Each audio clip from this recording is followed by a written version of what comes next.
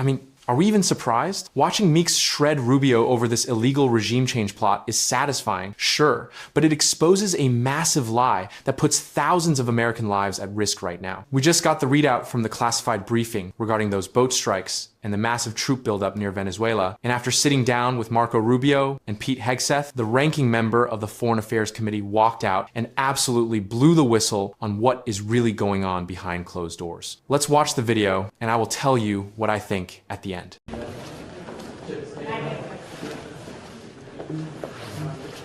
What are your thoughts about this briefing? Do you feel like you're getting adequate explanation and justification for these strikes, and where does it go from here? Absolutely not. I actually think that it was, for me, more of an exercise in futility. Really have no answers. Really didn't gain anything more than what the public already has gotten. Really no determinations as to why the administration has not come to Congress first for any of these strikes. Really no conversation about why, we've got 15,000 troops there, and it doesn't seem to be just about narcotics trafficking. No real answers about pardons that was given to convicted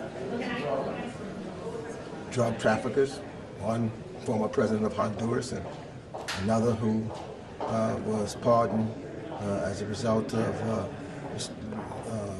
Ulick, I think his name is, manufacturing drugs throughout the United States, if in fact this is a war against drugs, anti-narcotics.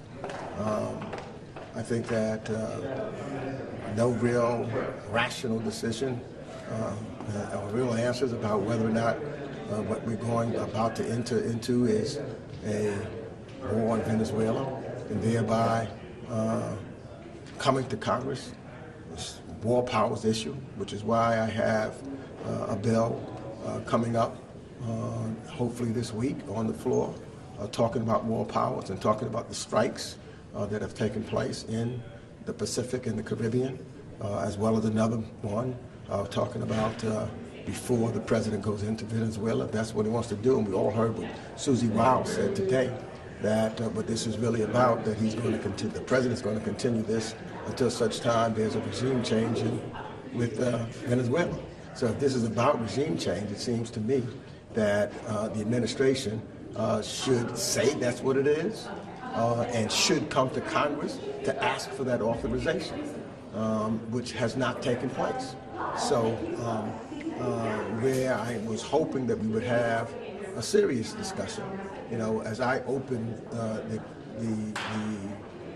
the meeting, I basically said that this is about Congress and our authority to be a separate but equal branch of government, and to make determinations, not the OLC, not just the president by himself, because he's not the only one. He's designed by our country, these oversights and separate the legislative, the executive, and the judiciary parts of government. And it seems as though they're trying to eliminate who we are. This is not Russia. We're not Duma, the Duma. You cannot just do what you want to do as Vladimir Putin does. This is the United States of America. We have rules, we have regulations that must be followed. And it is my job and our job, Democrat and Republicans, to hold the executive to that. I'm just shocked, and when we saw some illegal acts done in the past by Richard Nixon, for example, it was Democrats and Republicans, or Republicans and Democrats, that stood up. And in this situation, it should be both of us standing up and saying that this president needs to come before this Congress in order to utilize military force. And that's why we need to pass this War Powers Act, and I think there will be two of them, hopefully this week, so that Congress, Democrats and Republicans, can stand up and make a vote on it. Because the camera of history is being recorded right now. And I think all of us in Congress should want to vote on this so that people will know where we stood and not hide behind anybody or give up the responsibilities that we have as members of Congress to the executive branch of government, whether that president is a Democrat or a Republican. Did you get any sort of explanation for why the September 2nd video is not being made available to all members? We have never had that explanation, other than I've heard when I was at the Reagan Library, at the defense conference there, the Secretary of Defense say that it was his determination and he was going to make that determination whether or not everybody was going to see it.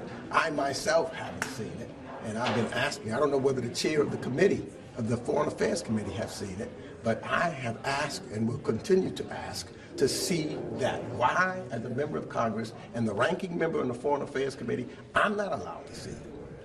Is a question that I have also. Thank you. Thank you.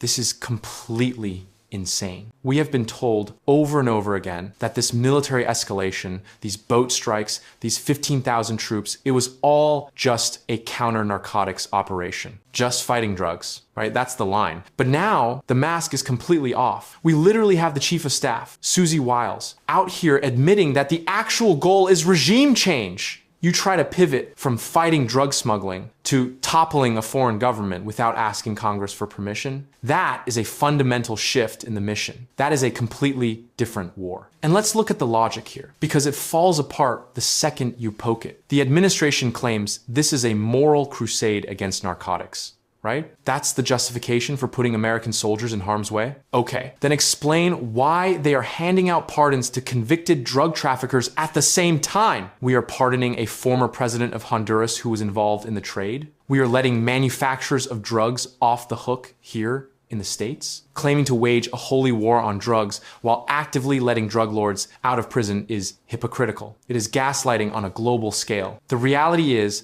this briefing was a total sham, an exercise in futility. They show up, they give zero answers, and they expect the legislative branch to just roll over and take it. They refuse to answer why 15,000 troops are necessary for drug interdiction. They refuse to explain why they haven't come to Congress for authorization. They are acting like the Constitution is just a suggestion. And this comparison, man, this hit hard, but it's accurate. We are the United States of America. We are a constitutional republic. You don't just get to rule by decree because you feel like it. The president remains subject to the law. If you want to change the regime in Venezuela, you have to come to the people's house, present your case, and get a vote. You don't just slide into a war and hope nobody notices until the body bags start coming home. It is terrifying that we have to even say this. But the executive branch is trying to eliminate the concept of oversight. They are trying to erase the separation of powers. They are treating Congress like an annoyance rather than a co-equal branch of government. If they can start a war in Venezuela based on a lie about drugs, what's next? What other conflicts are they going to stumble into without authorization? And where is the video? That's the other thing. There is a video from September 2nd regarding these strikes that is being hidden. We are talking about ranking members of the committee